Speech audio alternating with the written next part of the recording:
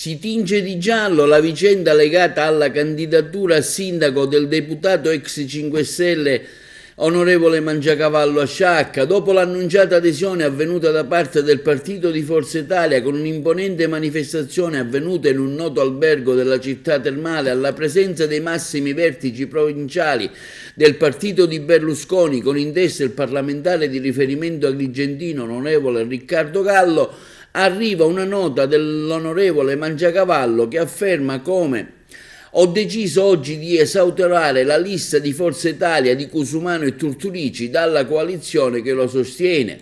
Alle dichiarazioni di Mario Turturici replica così: non rispondo nel merito di quanto affermato da Turturici perché Sciacca ha bisogno di serenità e dobbiamo cominciare a costruirla a partire da questa campagna elettorale evitando le polemiche.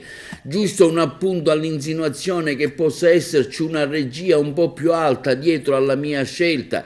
Probabilmente lo stesso, continua Mangiacavallo, sarà abituato a logiche che non stanno e non staranno mai nel mio DNA e che di contro restituiscono impulso e maggiore forza alla decisione assunta oggi. Le mie scelte, continua Mangiacavallo, sono libere, personali e di queste scelte me ne assumo ogni responsabilità. Oggi e nel futuro, se dovessi diventare sindaco, nessun contrasto con i rappresentanti regionali di Forza Italia e la sua deputazione, perché sono questioni circoscritte all'ambito locale. Nessuna possibilità, conclude Mangiacavallo, quindi di apertura. Ciascuno faccia un esame di coscienza.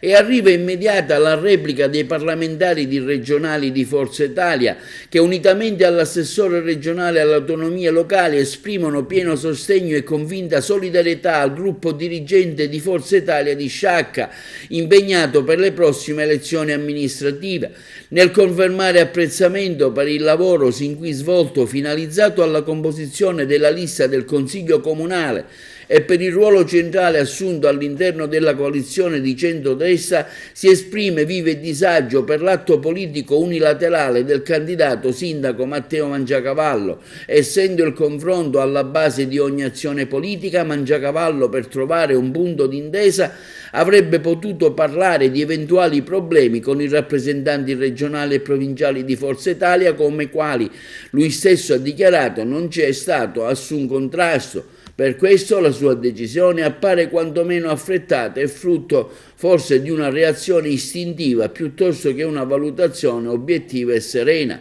Fino a sabato scorso, scrive l'onorevole Margherita La Rocca Ruvolo nel comunicato stampa, anche gli esponenti locali di Forza Italia erano considerati da Mangiacavallo alleati utili e preziosi e non erano state messe in discussione le logiche che hanno portato a sostenere la sua candidatura. Poi cosa è cambiato? Cosa si nasconde dietro questa decisione?